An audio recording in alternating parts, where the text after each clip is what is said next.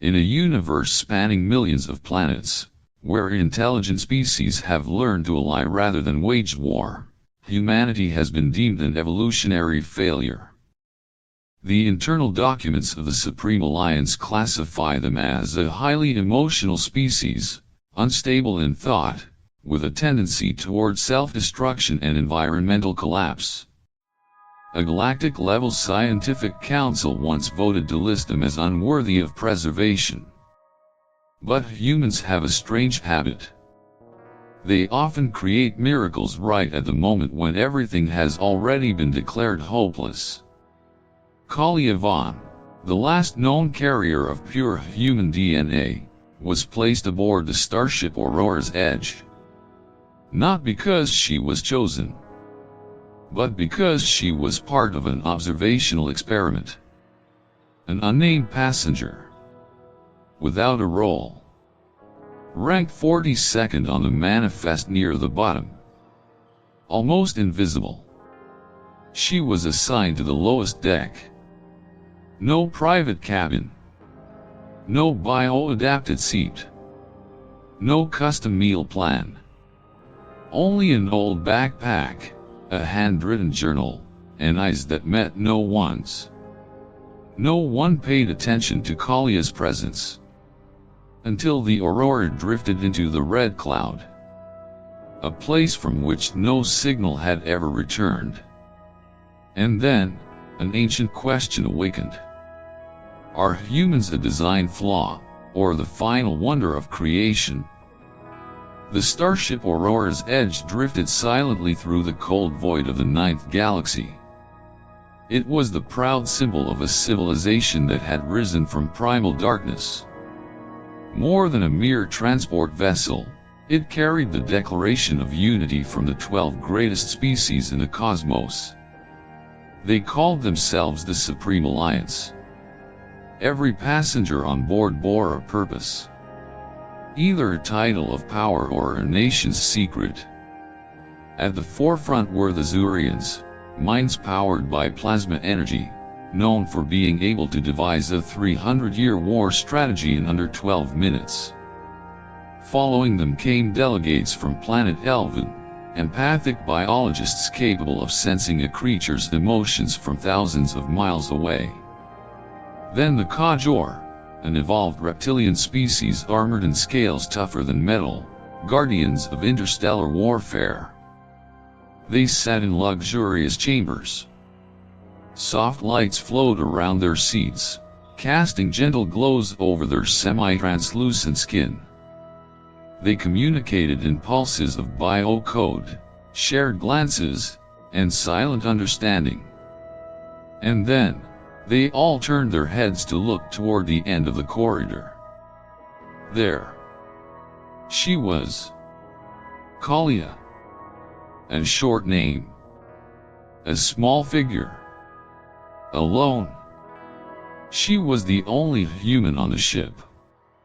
She sat in the row closest to the corridor wall, back resting against a metallic beam, arms wrapped around a paper-bound journal. No neural interface, no implants, just an old backpack and a notebook made from plant pulp, whispered among elven scientists to be shockingly primitive. Calia didn't try to speak. She didn't raise her voice. She only read, wrote, and sometimes whispered softly to herself. That silence disturbed many species. They labeled her unstable, assigned her strangeness. But none dared approach. Not out of fear, but out of incomprehension. She didn't seek acceptance, didn't care about judgment, didn't respond to exclusion. And that made her different. In her journal, Calia wrote, Day 137 since departure from Kepler 4. I've learned to listen, even when no one speaks. Sometimes silence says more than a 20-page report. She paused her pen, gazed through the viewport. A dying red dwarf star flickered faintly. Its fading light danced in her eyes like a smoldering flame. No one knew. But within Calia, a storm was brewing. In the early days, Calia was assigned to the lowest deck, near the maintenance sector. Climate control failed regularly. Other passengers whispered terms like resource allocation based on biosafety probability. In truth, it meant only one thing. She didn't belong.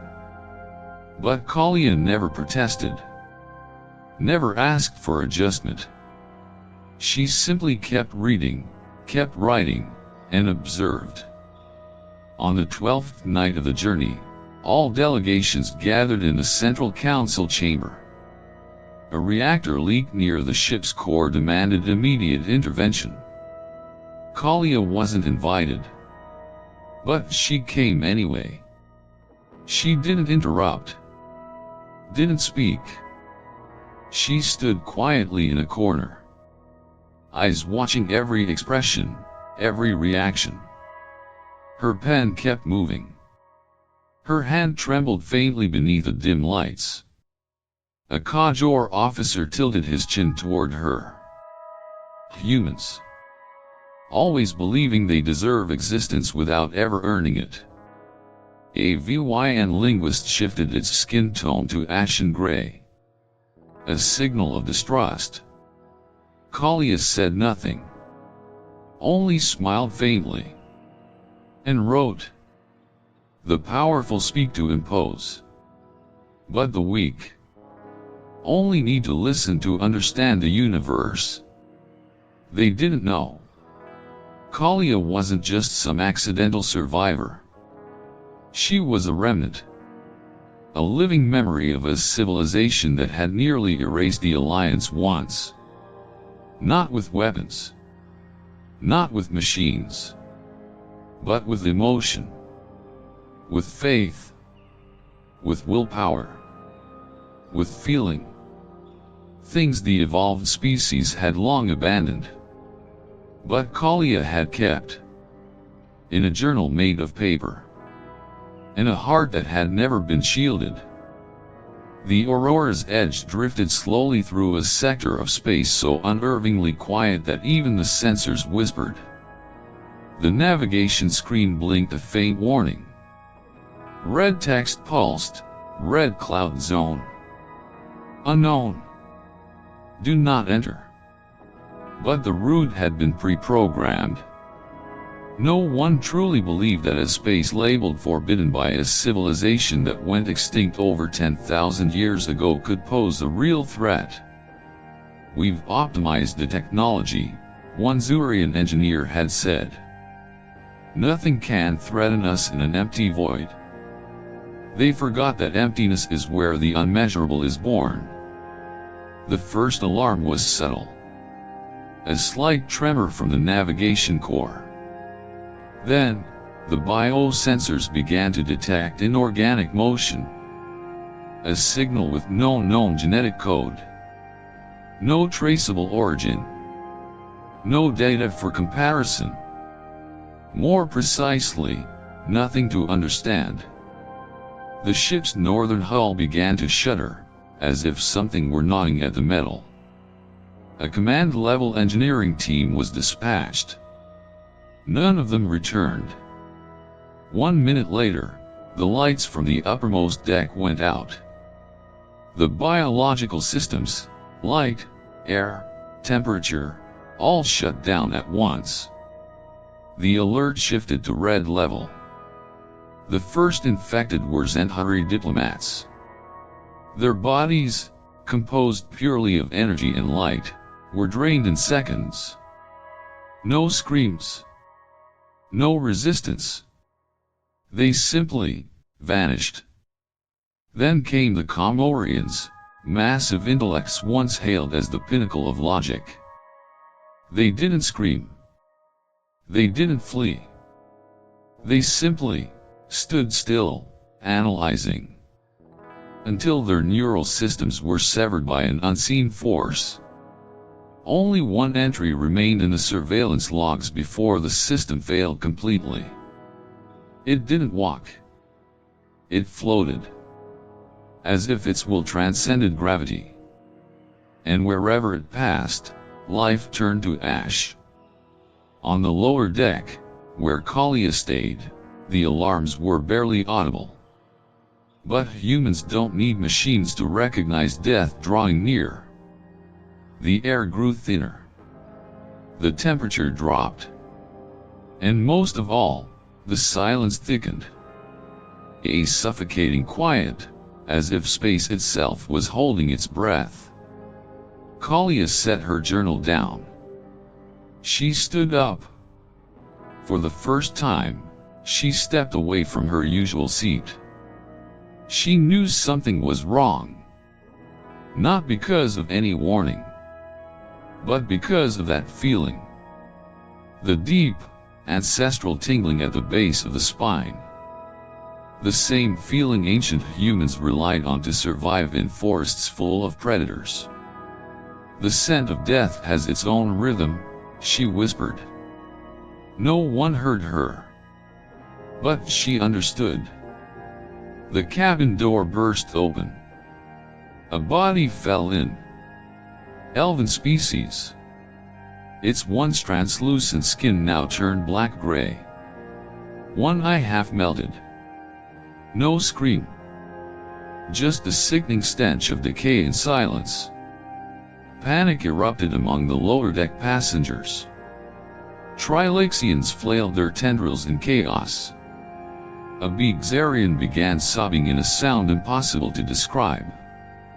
Some tried to flee upward, unaware that the infection had started from above. Calia didn't run. She stood still, eyes fixed on the dark hallway. From it, a viscous liquid dripped slowly onto the metal floor. Drip. Drip. Drip. No one knew if it was blood, or if it was life itself unraveling into primordial matter. A creature emerged. It had no defined form. No skeleton. No limbs. No eyes. But everyone could feel it was watching. The sensation of being observed crept into the mind of every being. And with it, came fear. Not the rational kind. Primal fear. The kind early humans felt when they saw a shadow flicker across their first campfire. Beings collapsed. Not from wounds, but because their minds fractured. They had never learned to fear. Their civilizations had evolved to erase instinct. And now, without instinct, they had no chance to survive. Calia closed her eyes. Her hand rested lightly over her chest. And then, a thought emerged. Fear is a gift. A warning bell. The final chance before there's nothing left to lose. She walked toward the creature. Not fast. Not recklessly. She carried no weapon. Only a worn journal and a memory she had never shared with anyone. The red cloud. No species dared to pass through it. Zarkul. Ancient beings that didn't communicate, didn't negotiate, had no purpose. They simply existed, to erase every trace of life. Amid the screams and fleeing footsteps, only one figure walked forward. A small human girl. Calia. Deck 6. The cargo zone. A silent, pitch-black space. The only light came from faint emergency bulbs, flickering like the ship's final breath. No more communication systems. No more warnings. No more orders from above. No one had survived the upper levels to pass down anything. A group of creatures had clustered here, huddled like wilted leaves swept to the bottom of a well. They were the most disregarded passengers on the ship. Cold-blooded lizard folk from planet Gaul, bioluminescent lumere worms, and 2 aquatic beings from planet Aurora, floating inside mobile water tanks. All of them trembled. Not from hunger, not from cold, but from the feeling of being abandoned. The wind howled through the ventilation shafts. What once carried oxygen now echoed with a haunting wail from an unnamed realm. Amid the panic-stricken stares, one figure stood. Calia. She rolled up her sleeve. A light gesture. Not hurried. Not panicked. On her arm was a hand-drawn schematic of Aurora's edge, inked meticulously in plant-based pen. A medium thought extinct in a digital age. We need to seal the toxic gas conduit in Sector 6C, she said softly, but clearly. We'll have to use the auxiliary shaft in the maintenance corridor. If we don't, we'll be incinerated from the inside. No one responded at first. Then the lumere worm flashed a series of weak light signals. A code for agreement. Or maybe faith. Or perhaps, desperation. Whatever it was enough to make the group follow Calia. She led them to a narrow junction. A metal wall had nearly been dissolved by Zarcal acid. We need to move fast, Calia said. Pressure gas will reach this spot in under 3 minutes. Where did you learn this? A raspy voice came from inside one of the armored tanks. No one except the chief engineer is allowed access to the core schematics. Calia didn't answer right away. She knelt, opened a lock maintenance hatch. Beneath it lay an emergency manual system, installed in case all automation failed. She rewired 2 circuits with stripped leads from her backpack. A precise move. Without hesitation. The light changed from red to green. An emergency path opened ahead. A narrow tunnel, just wide enough for an average creature to crawl through. I've been dismantling ship guts since I was 9, Calia said, eyes fixed on the panel. Not in school. At an old mining station. Where humans no longer received aid. Human, someone whispered. She nodded. And when you grow up in a place where a minor gas leak can turn the whole station into a grave, you learn to remember every single bolt. She guided the group through a slanted corridor, constantly checking door pressure. A lizard nearly slipped. Its scales had begun to turn pale gray. Early signs of neurotoxin exposure. Calia caught it with her shoulder. Pulled it upright. We need to slow our breathing, she warned. Coal levels are rising sharply in the auxiliary hall. No one knew where she got her information. No scanner. No device. But every route she chose avoided infected zones. They stopped at a narrow technical chamber. Beyond it was an emergency hatch.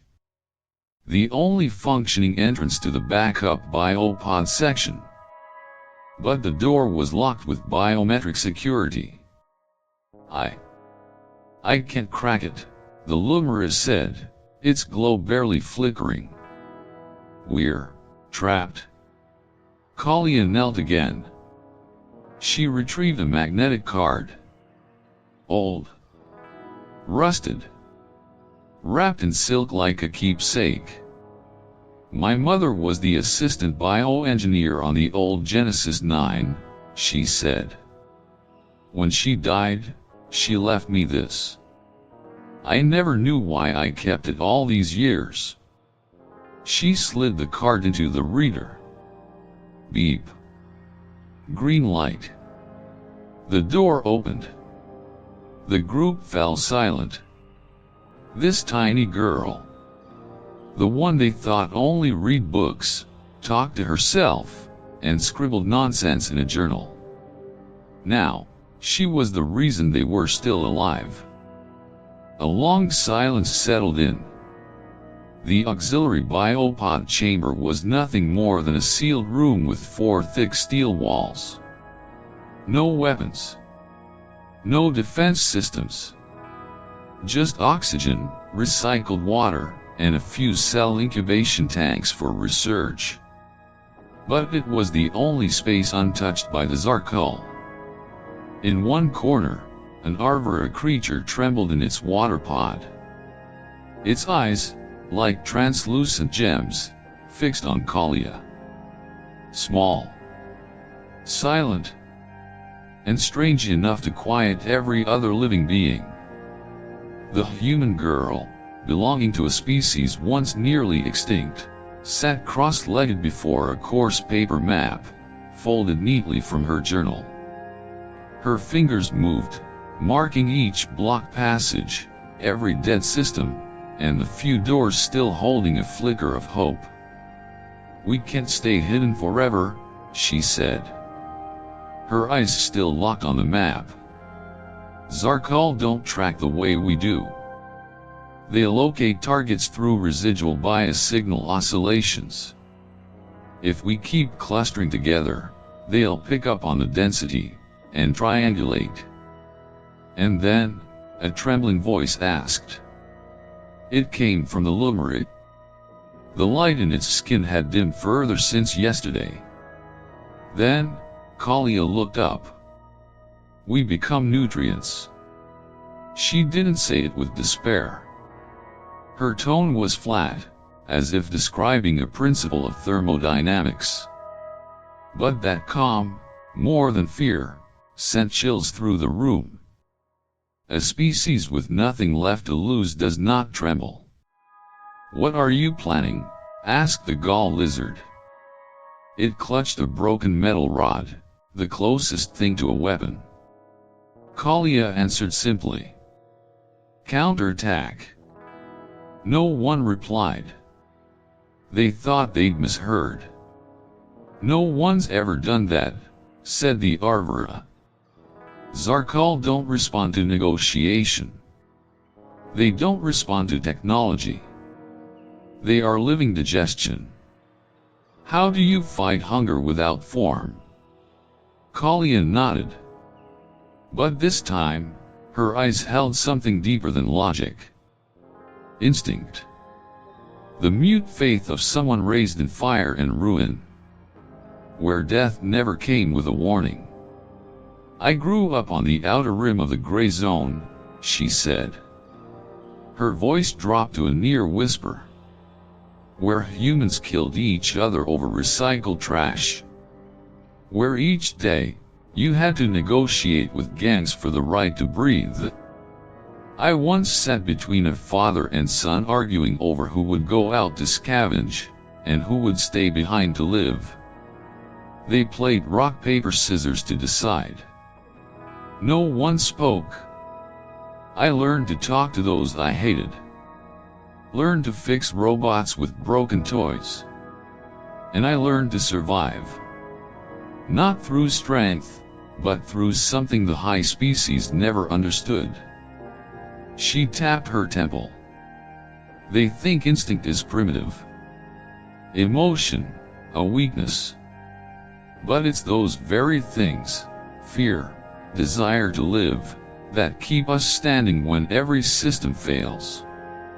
After a long moment, the Lumerit pulsed with a faint glow. A signal of agreement. "Do you have a plan?" the gall lizard asked. Calia nodded. "I need you split into 3 groups. 1 to lure. 1 to disable their neural link nodes.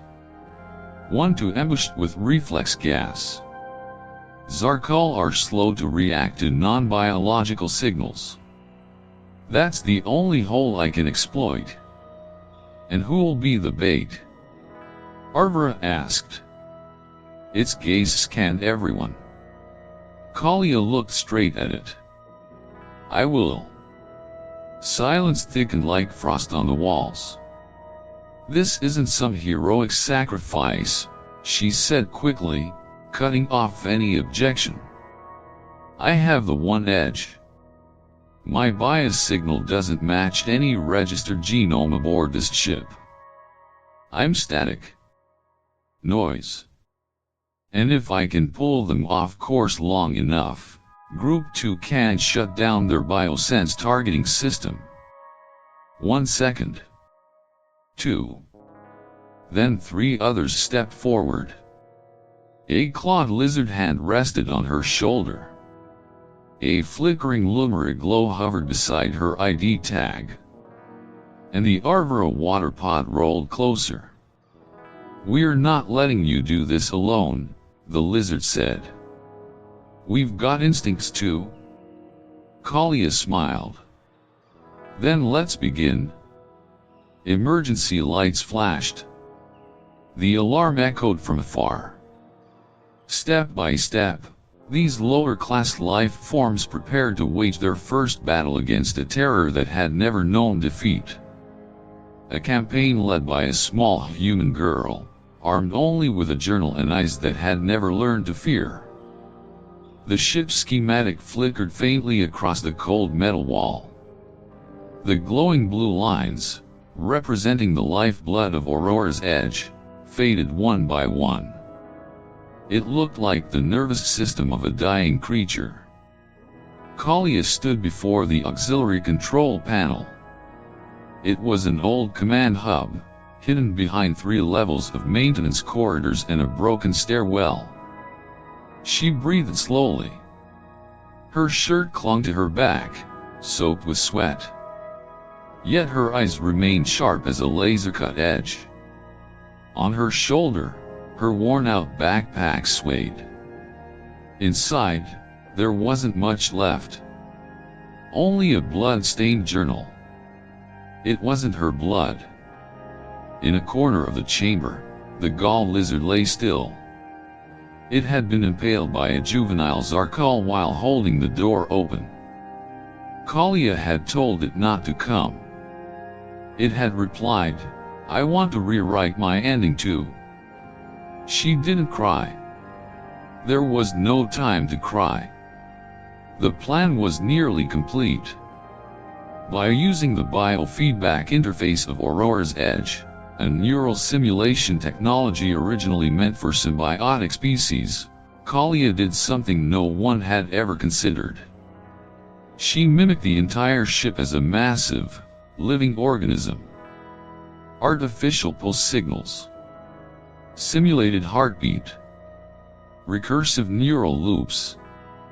To the Zarkal, who consumed conscious will to survive, it was irresistible.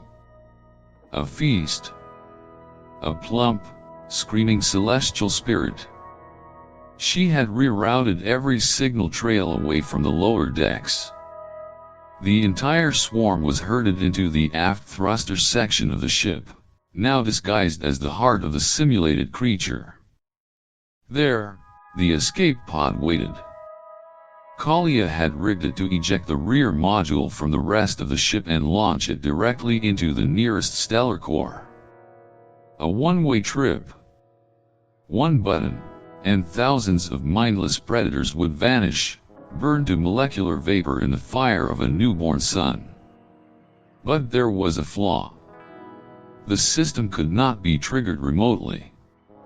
A design limitation. Or maybe, fate's bitter joke. It had to be done manually. From the auxiliary panel.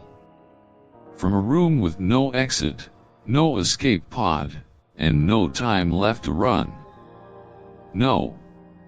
Aurora's voice cried through the communicator. We can still find another way. There's no more time, Calia answered. Her voice was calm. truly calm this time. Not from numbness, but from acceptance. "This isn't a sacrifice," she said, staring at the alert light now glowing red. "It's a choice. For the first time in my life, I get to choose where it ends." A moment of silence followed. Then, the Lumera whispered. The soft glow from its body blinked in rhythm, like a silent prayer. "We'll carry your story back." "No need," Calia replied gently. "Just live." She tightened her grip on the lever. The warning light turned green. Launch sequence confirmed. From the rear chamber, a deep roar echoed, like a dying beast lashing out. It tricked the Zarkul, who surged forward into the trap. They screamed and clawed, slamming into false hull walls. They didn't know, the door had closed. 10 seconds later, a flash burst through the window behind her. She didn't have to look. A miniature sun had been born, and it had swallowed everything. She exhaled once more and opened her journal. The last page was blank. With shaking hands and fading ink, she scrawled, "Calia, unregistered. Passenger. Engineer. The last one to turn the light on when the ship lost its way. If anyone reads this, don't call me a hero. I'm just human, and that's enough." The lights went out. Aurora's edge fell silent. But out there, in the escape pods drifting into the void, the ones once deemed weakest, had begun a new journey. A journey made possible by a small human girl. No weapons. No crown. Just a map. And a choice no one else dared to make. The Alliance patrol ship Valor's Vigil didn't immediately realize they were approaching one of the most significant incidents in galactic history. On radar, Aurora's Edge still registered as a stable transport vessel. No distress signals. No thermodynamic anomalies. No magnetic interference. But inside, the ship's doors opened with caution. There were no sounds. No movement. Only clean corridors, pale yellow lights, and systems still running without any visible crew. They found no living creatures in the main passenger cabins. The upper decks, once the residence of the Alliance's most elite minds, were now nothing but eerily silent, empty chambers. No blood. No bodies. No enemies. Only absence. Deck 6, the cargo hold, held the first clue. Hand-drawn markings on the walls. A crude evacuation diagram sketched in black charcoal, leading to lifeboats that had been activated hours earlier. When they reached the auxiliary control room, they found it sealed from the inside. The observation glass was fogged over, but a blinking light from the main screen still shone through. On the center display, a single message. "I didn't save them because I'm human. I saved them, despite being human." Perhaps that's what your classification systems still fail to understand. No signature. No title. Only one attached data file, recorded from a handwritten journal that had been temporarily digitized. A soft voice, neither high nor low, recited each journal entry. Every technical detail. Every decision made. Not to glorify, but to document. No one in the patrol team said a word during the playback. A young commander, born of a species that soared between stars, finally whispered, I used to think humans were unstable, inconsistent, overly emotional. Now I'm not so sure. A computer engineer from the Wallam species, a biologically enhanced AI, stood transfixed before the biosimulation system Calia had activated. It wasn't because she was the best. It was because she dared to try what no one else believed was reasonable. As senior Comorian envoy spoke up, we abandoned them. Because they didn't fit any existing classification in our data repositories. No one found Calia's body. No system could detect any trace of her genetic signature. She may have been consumed in a thermonuclear burst. Or she might still be somewhere, in an uncharted maintenance shaft, leaving behind her story. As a warning. Or a beacon for those who still believe in humanity. The Alliance Council convened for 3 full cycles. The report remains classified. But in interstellar outposts, rumors spread faster than light. A human, alone, deceived an entire swarm of Zarkal and saved an entire ship. Her name didn't appear on any manifest. The classification system recorded no individual named Calia in Deck 6 cargo hold. There was only one strange symbol. Later, it became part of the doctrine taught at the Zena Human Strategy Academy. Class, undefined. Status, unclassifiable. Threat level, unknown. Impact radius, galactic.